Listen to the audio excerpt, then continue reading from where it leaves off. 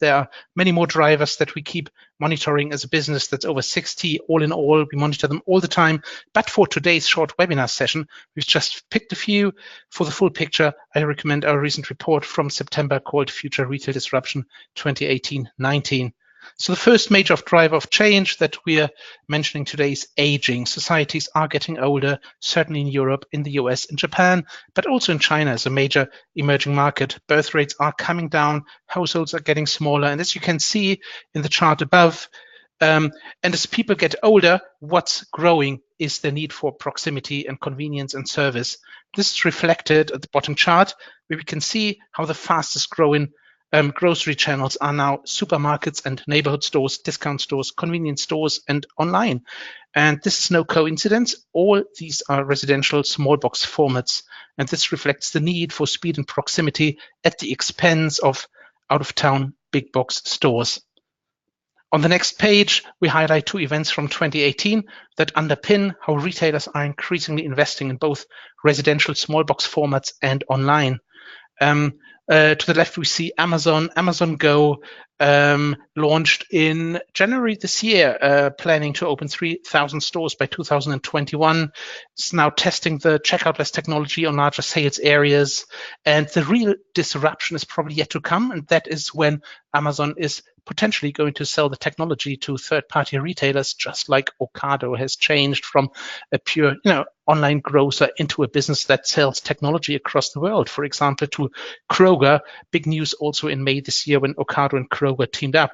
To the right, we see a picnic truck from Edeka, big event in March this year, when Edeka took a 20% stake in the German division of Picnic, the Dutch online grocer. Picnic has a unique fulfillment model that may be a big step towards the economic viability of home delivery based on predefined delivery times per regional area in a town, city, urbanization. And those delivery slots are rare but reliable. Delivery is free. The industry is following this with great interest. So here is two examples of how proximity and speed are becoming more important. Big news from 2018. Now on page 11, we see the second driver of change we want to highlight today. That's also related to aging, but from a different angle. The speed of aging becomes clear in the left-hand chart. This shows the fast rise in old age dependency ratios across industrialized nations. That's an important indicator that is often left outside the public debate on the impact of aging, but actually shows the dynamics of the aging trend very well. In a nutshell, it shows the proportion of elderly people that need to be economically sustained by the working population, and everything is telling us there will be higher taxes and social contributions for the working population going forward, pressure on pensions, everyone will be off worse, at least most people, and in fact, we are the first generation in 400 years here in Europe that will be off worse than their parents were. On the right-hand side, we see how dramatic middle classes are being undermined already. Very importantly, this erosion of the middle class is not a scenario or kind of specter that is sort of waiting for us at some point in the future, but it's happening already, and it's happening very dynamically. The lower income parts of the population are getting poorer, the higher income parts are getting more wealthy. So on the next slide, as retail is always a reflection of social realities, as a result of an eroding middle class, we are seeing retail landscapes polarizing in a low income end, in a higher income end, and what is left in the middle is shrinking and coming under pressure. Unsurprisingly, new formats launched in 2018 have largely focused on the lower and the higher ends of the spectrum. As you can see here, the launch of Jack's, the discounter from Tesco in September 2018, and just a month later, Le Quatre Casino, a very, very upmarket, exclusive, experiential convenience concept in Paris from Casino. On the next page, here's an industrial driver of change. And we can see how e-commerce is disrupting the way brands can sell to consumers in emerging markets, really focusing on emerging markets here. In emerging markets where the addressable populations are growing rapidly, driven by urbanization, driven by rising incomes, driven by fast-growing mobile penetration. And to make the point clear, every year, hundreds of millions of consumers will be newly addressable to CPG brands. And I believe that this provides now one of the largest growth opportunities worldwide for brands. At the bottom, we can see how fragmented the grocery markets are of Central Eastern Europe and Asia, not to speak of Africa. So access to these consumers needs new vehicles, which are now provided by the rising e-commerce platforms. Often that is coming in the shape of B2B platforms.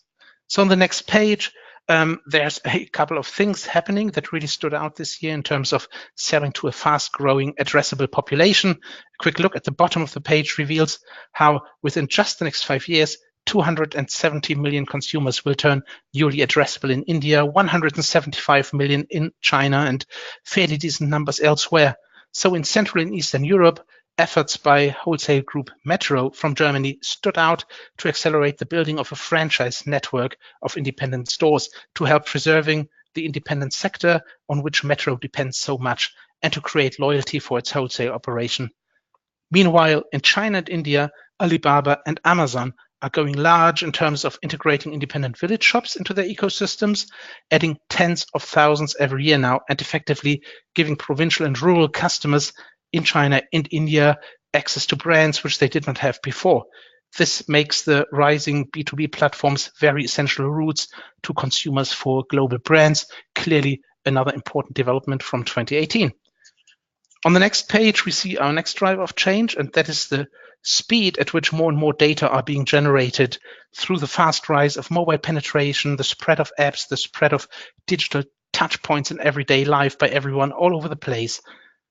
But a key challenge for brands and retailers is to make sense of those data, as an estimated 80% of those data comes unstructured. So on the next page, we can see how data are, at an accelerated pace captured in ecosystems, which are emerging now as the new best practice in retailing. A retailer of the future, a winning retailer of the future, will be in the ecosystem business, not merely in retailing.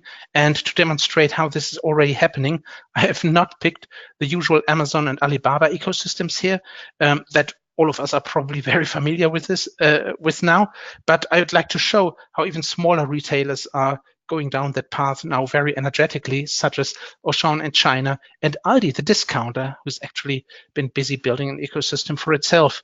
Now on the next page, with all those data captured, but often coming in an unstructured manner, the most progressive retailers in 2018 finally accepted that they would struggle to build their own analytical capabilities in-house, at least on that scale. So they were partnering with third-party data analytics giants. In June, we saw Carrefour sign a strategic partnership with Google, which includes the joint development of data analytics capabilities, best practice in omnichannel retail, including the launch of a joint office in Paris. And in November, Auchan said it would take some of its analytics capabilities from China back to the West, back to France, rolling out an unmanned convenience store concept, which is very reliant on data, to France after originally testing this in China. So data is becoming more important in retail. And on the next page, let me highlight some political drivers that have kept the world in excitement in 2018. And all too often, excitement has meant insecurity, such as Brexit, where actually today we were going to see a vote in Parliament on the government's deal with the European Union. It's been postponed, so insecurity will be extended. Then international trade conflicts that threaten long established global supply chains in retail, in manufacturing. We expect and we have seen moves on food safety legislation, demands on transparency and traceability, and of course the big threat on labor market disruption, which is relevant to the way retailers sell, the way manufacturers produce, and of course consumer confidence quite in general. So all of these are very significant drivers of change. And again, for those interested in a deep dive with case studies on what this is meaning for retail, we recommend a look at our report from September called Future Retail Disruption 2018-19. Now, turning the page, we have spent enough time now looking back at 2018. So let's look forward into 2019 and what the year might bring. Again, important developments will happen on almost daily basis. It's a big world, and everyone is welcome to read our daily news briefings for those daily news that are happening. But for today's purpose, we have picked 7 predictions for 2019, which I hope everyone will be interested in. Of course, all without claiming that this is the complete global picture. So what we can see here is the omnichannel revolution that will accelerate in 2019 and in fact beyond. Retailers sitting on legacy bricks and mortar portfolios must think of ways how to turn their assets relevant and adopt them to future shopper behaviors. Challenge is particularly big in markets where retail landscapes have been traditionally dominated by big box formats for decades, and most retailers depend on this format. This is the case in the US, and we see a good omnichannel initiative from Walmart here in the shape of a pickup tower. And in France, we can see Carrefour pictured in France, where drives, click and collect pickup points are now widespread, often adjacent to hypermarkets, and they have turned into a table stake for any serious mass market grocer. There are over 3,000 of these points now in France, more than there are hypermarkets. So that's going to be a very energetic development in 2019. Another market where retail is strongly reliant on big box formats is, of course, the UK. So the US, France, and the UK are going to be 3 markets where we will see accelerated transformation of business models into omnichannel. And on the next page, essentially what we can see here is the rise of brands going direct to consumer.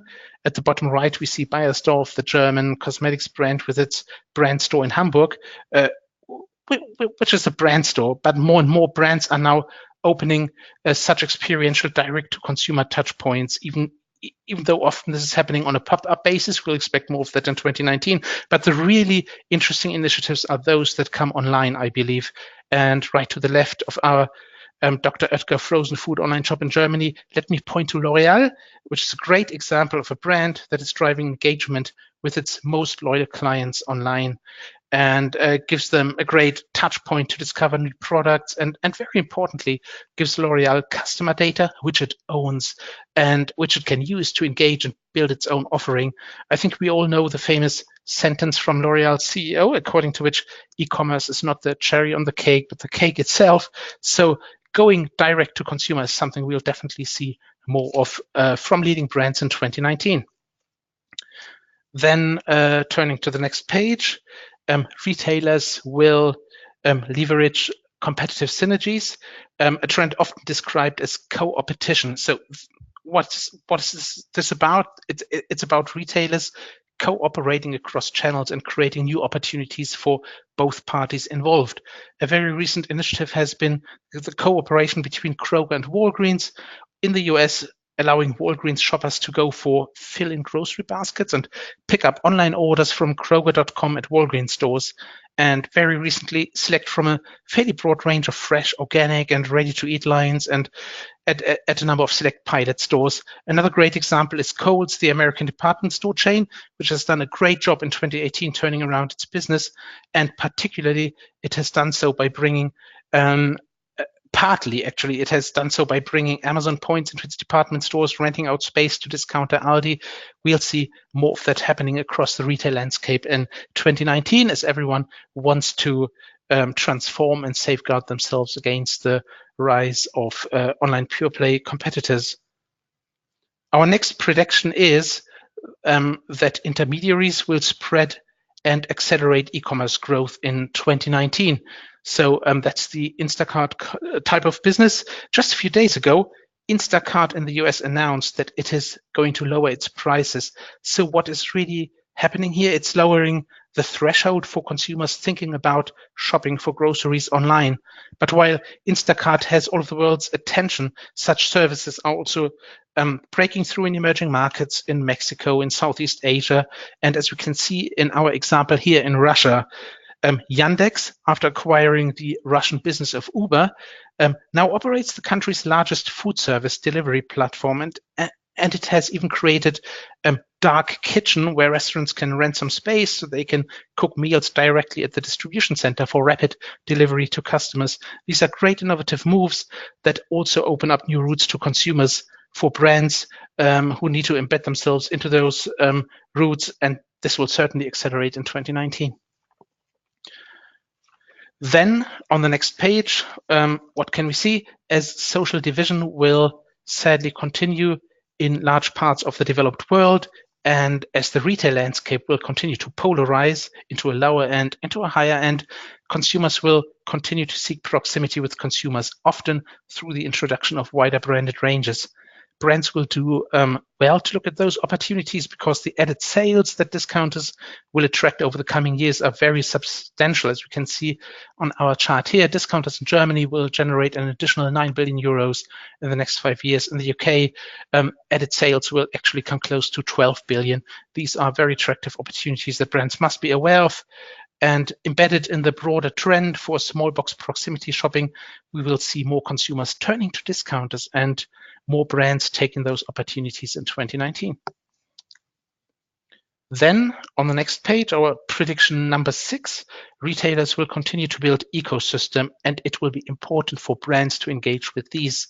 This is to gain access to very loyal consumers and to gain access to data that will enable accelerated innovation cycles and improve direct-to-consumer marketing and higher levels of customer engagement. Again, expect interesting moves flying under the radar of the world press. There's so many interesting examples around, such as the previously discussed Yandex and Aldi the discounter. Aldi is optimizing its online platform through the ability for consumers to enter personal preferences. This has been an innovative move last year. Brands must follow developments throughout 2019 so they can identify and capture opportunities early on in the development cycle, as every ecosystem will be playing by its own rules. And finally, to round off our set of 7 predictions, retail events will gain more importance. And that is to say, even more importance as the Singles Day in China, the Cyber Monday week in the US and in Europe continue to break records from year to year. In China, these events are a great opportunity for brands to present themselves to consumers at a time when consumers are most open to spend and most open to making new discoveries. This also means that Singles Day is the day where brands lay the foundations for the levels of loyalty they will define that will define them all year round. And this has been our 7 predictions. And before I get lost in too much detail, this is my opportunity to hand over to my colleague Chris, who will run you through an utterly interesting look back at this year's events season, mainly around Amazon. Looking forward to that. Chris, over to you. Thank you very much for that, Boris, and hello, everyone. So in this section, we're going to take a deep dive into the promotions over the Black Friday weekend, predominantly focusing on Amazon, but also looking at some of its rivals. And we're going to look at the timing of these deals, which categories were most promoted, and whether it was a bigger sales day than Prime Day this year. So moving on to our first slide. So here we can see, unsurprisingly, that e-commerce sales were broken yet again. In the US, Black Friday e-commerce sales rose to 6.2 billion, a 23% increase year on year. However, this was massively overshadowed by Cyber Monday, which was the US's greatest e-commerce shopping day in its history. This was largely bolstered by Amazon, which also reported its biggest sales day in the company's history. The same was true of the UK. So if we move into the next slide. John Lewis also reported record-breaking sales the week of the Black Friday weekend. However, it was mobile sales that really caught the eye of analysts here, with Argos reporting half of its sales on Black Friday morning were from mobile device, and even Carphone Warehouse reported an 8% increase year on year. So moving on to the next slide. Here are our observations of the actual day itself, and what we found particularly interesting was that Amazon took a differing approach between the UK and the US. In the US, it took its traditional approach, as it often does, which was simply to very prominently promote its own devices. Many of these were actually at their lowest ever price. So we can see there the Amazon Echo Dot second generation and the Amazon Echo second generation were at their lowest ever prices. However, the Amazon Fire TV Stick, the second most prominent deal on the website, was actually $5 cheaper on Prime Day.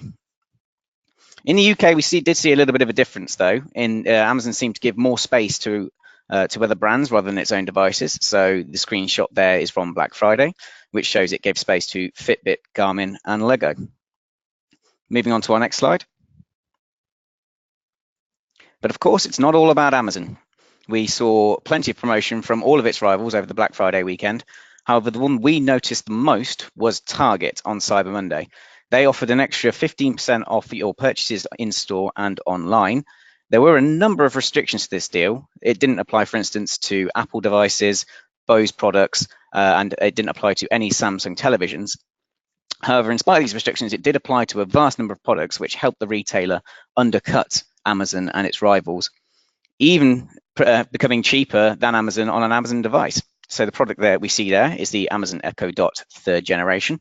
This was being sold for $24 on the Amazon site. However, as you can see here, it was $24 on the Target site. But once we go through to checkout, the 15% discount would apply, and that would then be $20.40. This deal must have been very attractive, or their stocks were very low, because we looked at a vast number of zip codes, and many of these, the product was actually out of stock. So moving on to the next slide.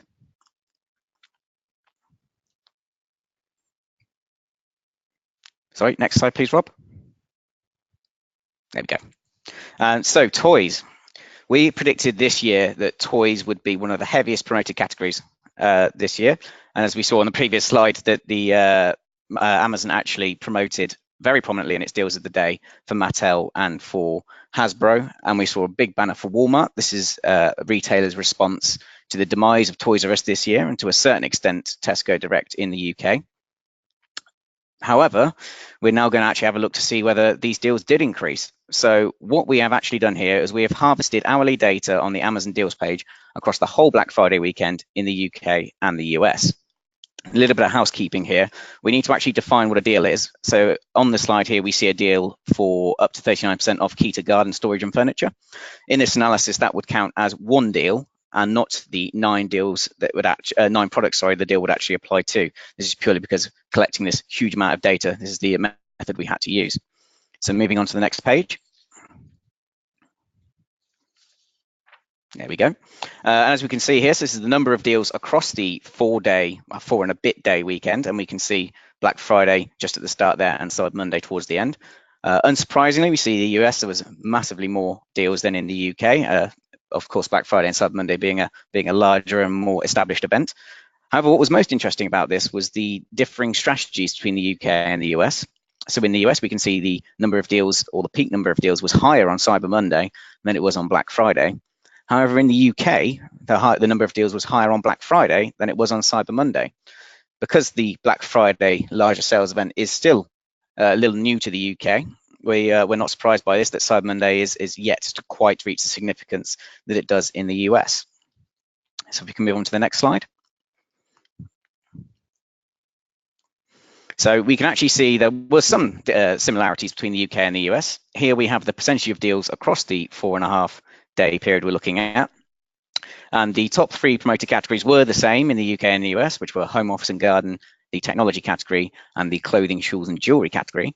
However, we can see in the US that the home, office and garden category was the most promoted, with 24.8% of deals in this area. Whereas in the UK, it was technology, which was 24.7% of deals. Coming around again to toys, we can actually see it was the 4th most promoted category in the US. However, it was the 7th most promoted category in the UK, highlighting quite the difference in strategies. Moving on to the next slide. So here we have in the US, we're comparing the proportion of deals in each category across Prime Day, Cyber Monday, and Black Friday. And while we can see that home, office and garden was the most popular category on Cyber Monday and Black Friday, we can see it actually has decreased since Prime Day, as has clothing. However, this has meant, as we've seen before, that toys has been able to step into this, moving up from 6.4% of deals on Prime Day up to 10.5% of deals on Black Friday. Now looking at the UK on the next slide. So here we can see a bit of a difference as well. We can see that the UK, Amazon had a much broader category focused.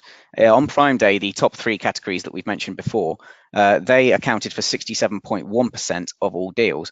However, this drops to 56.4% on Black Friday, which meant smaller categories were able to increase the number of deals in those categories. These were entertainment, sports and leisure, and DIY tools and hardware. Moving on to the next slide. So here we have taken the number of deals, the total number of deals, and we've overlaid Black Friday, Cyber Monday, and Prime Day into the same 24-hour period to get an example, a view of which day was most important. So looking here at the US, we can again see the huge focus on Cyber Monday, which outstripped Black Friday and Prime Day more or less across the whole 24-hour period. Actually, Prime Day, once on its peak times between 10 a.m. and 6 p.m., actually did have slightly more deals than Black Friday. However, in the earlier times, in the morning and in the late evening, it was much higher than Prime Day. What we must also remember at this point was that in Prime Day 2018 actually started 6 hours before the day itself, as it were. So it started at 6 p.m., which is why at the very start of the analysis, we can see a huge number of deals compared to the other days. Moving on to the UK. So again, we can see, as we've mentioned before, that in the UK, Cyber Monday was not as big a significance as Black Friday, and we can definitely see that there. Throughout the 24-hour period, Cyber Monday had fewer deals than Black Friday, but it did beat out Prime Day, especially in the early hours where there was 3, even in some cases 4 times as many deals available. However, on Prime Day, there was a huge increase towards the peak time of 6 p.m., which almost surpassed the total number of deals available on Cyber Monday. So moving on to the next slide. So here we are looking at clothing, which was one of the top categories in the US. And as we can see here on Prime Day, when at the peak times of 10 a.m. and 6 p.m., the number of deals vastly exceeded that of Black Friday and Cyber Monday. However, we can see in the US, in the early hours, significantly more deals on Black Friday and Cyber Monday, almost double in some instances. The reason for this we've discovered was because Prime Day was a much shorter event in terms of duration. What Amazon has done on the Black Friday weekend was to actually run a similar amount of deals or more deals, but with a much longer deal length. So a 12-hour deal. So these clothing deals would be available at 3 in the morning for those shoppers that are willing to get up at that time. Moving on to the next slide. So here we are looking at entertainment in the UK, which was one of the categories that saw the greatest increase from Prime Day, which is very, very, very, very visible on this chart. We can see it climbing throughout Black Friday, and that's sort of 2 to 3 times the number of deals we saw on Prime Day. However, the interesting track we saw was on Cyber Monday, where deals were almost flat throughout the day. The line in black there, we can see quite a drop-off just before the day itself. And this is actually from a number of digital magazine subscriptions, the deals ending. What we are taking from this is that Amazon had a large number of entertainment deals on books and films, including digital download, on the Friday, because they thought shoppers would be more inclined to purchase something to watch or read at the weekend than they would be on the Monday when they're going to be at work for the rest of the week. So moving on to our next slide. So here we are looking at toys again. So as we've seen, mostly in the US, we've seen a large, pronounced, targeted approach by Amazon to really go after the sales left behind by Toys R Us. And what we can see here actually is the toys category had a very interesting and different pattern to some of the larger categories. So looking here at the technology, we can see it's very peaked on Black Friday and Cyber Monday and even Saturday and Sunday itself. Whereas toys and games was a much more, sorry, this is the UK chart, my apologies. Whereas toys and games was a much flatter pattern. We can see that actually that Amazon was promoting these toys throughout the whole weekend and not taking a sort of Monday, Friday approach as it did in other categories.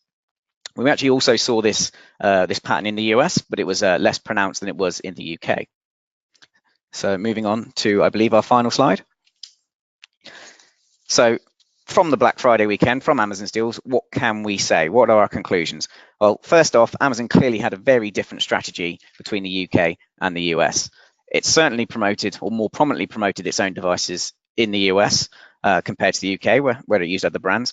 We also saw more of a focus on toys in the US from Amazon than we did in the UK. And we also saw the insignificance, as it were, or the lesser significance of Cyber Monday in the UK, where Amazon preferred to focus on Black Friday, contrary to what it did in the US. Of course, we've seen here that Prime Day was surpassed in both countries in terms of number of deals. This was almost across the category, all of the categories, but we have seen some instances, such as clothing, that at peak times there were more deals available. However, these were much more lightning deals, as it were, as opposed to the longer duration deals that we saw this year. Finally, looking at toys, as we've mentioned here, Amazon really did go after toys, mostly in the US this year. And with their strategy of promoting across the whole weekend, they're really targeting shoppers all the time, as opposed to its other categories. And finally, in the UK, what we specifically saw was very interesting was a much broader appeal than in previous years, focusing on other categories that it traditionally wouldn't have as much, such as DIY and sports and leisure and entertainment. Possibly this is because of some of the issues the high street has had with closing stores over here, and Amazon trying to muscle in on this. Well, that's it from me, so I'm going to turn it back to Rob for any questions. Yeah, thank you, Boris and Chris. Great insights. We've now entered the Q&A portion of the program. Again, just as a reminder, all participants are on mute for the call, but if you have any questions, you can ask them by entering them into the Q&A box. And again, if we can't take all questions today live, we'll make sure to get back with you with a direct response as soon as possible. And the first question that just came in, yes, all participants will receive a copy of the webcast recording within the next 2 days. And to your follow-up question, yes, if you would like to get in touch with us to learn more about how we can help your organization achieve success and just a constantly evolving and changing retail landscape, we can absolutely help you. And you can contact us directly at email info@essentialedge.com. So we have time for just a few questions. We've had a bunch of questions come in, so very appreciative of everyone's interest. And again, we'll try to get to as many as we can. And if we can't, we'll certainly get back to you. So Boris, the first question came in for you. And this is asked, grocery e-commerce has not yet taken off. Do you think the case for investment is really there, or is this just a hype? Right. Now that's a good question. I think it's clearly more than a hype, although e-grocery is at very different stages of development in different markets. It's very advanced in the UK. It's very advanced in France in the shape of omni-channel business model. It's at around 2% market share in the US. It's probably slightly more than 1% in Germany. So I think what we need to consider is how consumer expectations and consumer behaviors will change over time. And I think consumers will just demand the convenience and speed of online. However, there needs to be a match on the on the retailer side, retailers being capable of supplying the right things in the right quantities at the right place at the right time. We're not necessarily there in different markets, but I think over time, as the Gen Z, the people who grew up with the internet as a very normal thing, grow into their spending years, set up households, earn their own incomes, make their own shopping decisions. This will, expectations will clearly increase. And I think it's important for retailers and brands to prepare for that, because there will be few consumers who will sort of care, what business model a retailer would prefer to operate on. There will be expectations on the consumer side. They will probably develop more slowly in some markets than others, but it's clearly going to be an important part of the future. Brick and mortar, will also be an important part of the future, but I believe in many markets, within a small number of years, online grocery will be big enough for no one to be able to ignore that opportunity. That's what I think. Great, thanks, Boris. Appreciate that. Chris, a question just came in for you. In what ways have you felt retailers have done a strong job in building better mobile experiences for customers, and as a result, turning nearly 10% of more smartphone visitors into buyers this Black Friday versus last? Oh, excellent question. Well, I mean, the clue there really is in the question, the real crux of the issue, which is it's not generating necessarily mobile traffic. It really is conversion rate. Certainly on mobile, they still lag behind that of desktop. And even within mobile, there are nuances. I think I read that Apple users have a greater conversion rate than Android users. That could just simply be the makeup and demographics of Apple users, but that could be more to do with the actual apps developed and available on each relevant store. I think fundamentally the real key is that brands and retailers do need to work together to make sure their mobile content is as reassuring and clear to the shopper as possible, so that they can really help their conversion rates. Actually, a fine example of this in the UK would be what Unilever is doing. They've partnered with, I think it was GS1, to actually create hero imagery. So really clear, defined images on mobile that are such as out-of-pack shots, really showing the size, volume, and even variation through different colors within the product image, which just gives that reassurance to the shopper that what they're purchasing on their mobile device is what it is. It gives them that level of reassurance. So yeah. Great, thanks, Chris. Appreciate that. We're running up against time here, and there's a bunch of questions that have come in. So again, thank you everybody for posing your questions. We'll take one final question, and then again, we'll make sure to follow back up with you. Chris, a question, or excuse me, Boris and Chris, question for you both to wrap things up today. Question just came in. We're at a tipping point for many transformation triggers, including digital growth. How do you see digital growth continuing to change the face of customer experiences moving forward? Boris, do you want to start off with that one? And then Chris, you can add in your thoughts immediately after. Yeah, actually, can you repeat that question, please? Yeah, definitely. So the question that came in for you both was, we're at a tipping point for many transformation triggers, including digital growth. How do you see digital growth continuing to change the face of customer experiences moving forward? Chris, you want to have a start? Sure. Yeah. Well, it's a very broad question, and there's many areas we could look into here. In the UK, and I can speak for this, what we're finding very interesting at the moment is that the different levels of consumer confidence between us and the US. So in the US, I believe consumer confidence is, I couldn't quote the figures, but something ridiculous like a 27-year high. Whereas in the UK, with the uncertainty around Brexit that Boris has referred to, it's very much the other side of the coin. So coming from a UK perspective, it does seem to be that the way to entice shoppers to purchase it, lower cost does seem to be, or rather the polarizing elements that Boris talked to, just seem to be the way. Certainly, we've seen that with Jax, and we've seen that with the success of B&M bargains as well over here. But one particular area is actually regulatory change as well. So areas such as the sugar tax actually was a really big example of it over here, and how retailers and brands sort of reacted to that. So especially digitally to highlight that the sugar tax had been applied, or even just to communicate out the nutritional elements of the product in the clearest way, because that can really drive sales away from one product to another. So there really is, it's a difficult time for everybody involved. But yeah, certainly there are a number of things to consider. Yeah, and I think, a couple of things as you look at digital transformation that I would like to highlight probably is that growing consumer demand for transparency and for traceability that retailers and brands will have to provide as values as sustainability are more important for customers. But then also, when you take a step back and look at business models, then data security, data protection legislation is going to be a very interesting and important area to watch. Obviously, much more relaxed in China than in Europe, for example, or in the US partly. So the lack of worry that Chinese consumers share their data with enables business models. The very comprehensive deep diving ecosystem that Alibaba runs, understanding all aspects of life of consumers, 360-degree view on what people do within single ID per user anywhere on the ecosystem. That wouldn't be possible in Europe.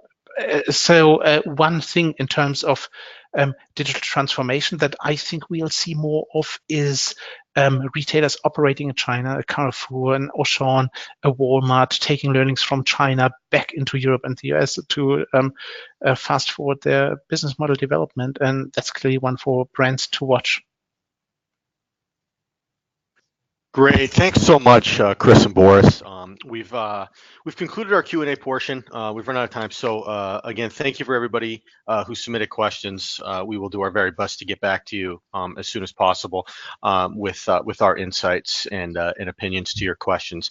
And again, thank you all once again for your time, for everybody joining, and of course for Boris and Chris for your time as well.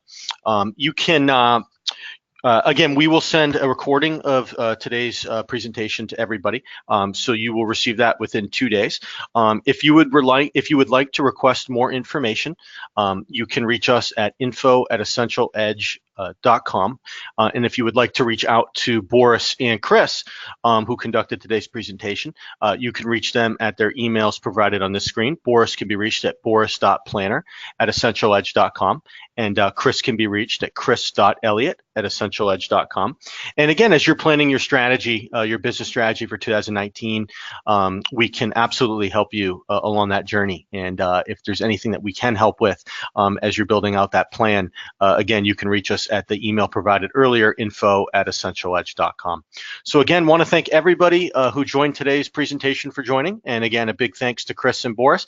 And we look forward to speaking with everybody soon. So thank you again, and have a great rest of your day.